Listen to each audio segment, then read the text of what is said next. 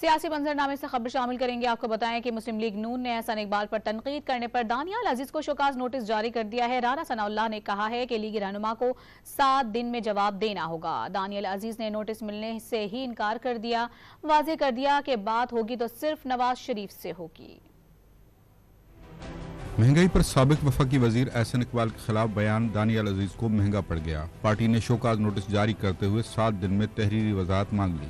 باقی جو باتیں انہوں نے دی ہیں وہ بالکل بے معنی ہیں۔ احسن اقبال صاحب نے ان کا جواب دے دیا ہے، تو ایسا اگر کوئی اور رکن کسی طرف کوئی بیان دیتا ہے یا بات کرتا ہے تو اس کا پارٹی جواب بھی دے سکتی ہے اور وضاحت بھی دے سکتی ہے۔ سابق وفاقی وزیر احسن اقبال نے دانیال عزیز کے بیان کو بے معنی قرار دے کر مسترد کر دیا۔ موضوعات اور جن چیزوں کی ذمہ داری انہوں نے مجھے دی ہے، کیا وزیر منصوبہ بندی سے ان کا تعلق ہے، تو ایک ہائی اسکول کا بچہ بھی بتا دے گا کہ دور دور تک میرا ان چیزوں سے کوئی تعلق نہیں ہے۔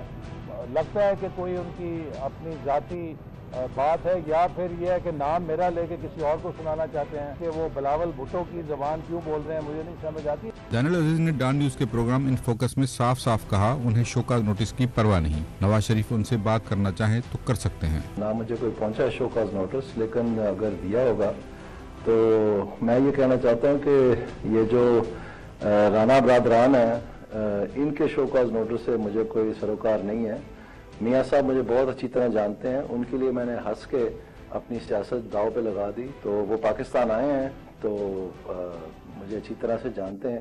اگر انہوں نے بات کرنی ہوگی میرے ساتھ تو وہ کر سکتے ہیں ضرور۔ 30 نومبر کو دیے گئے بیان میں دانیال عزیز نے احسن اقبال پر بطور چیئرمین پرائس کنٹرول کمیٹی مہنگائی پر قابو نہ پانے کا الزام لگایا تھا۔ دانیال عزیز کا دعویٰ تھا کہ احسن اقبال کی وجہ سے لیگی حکومت عوامی سطح پر مکمل ناکام ہو گئی تھی۔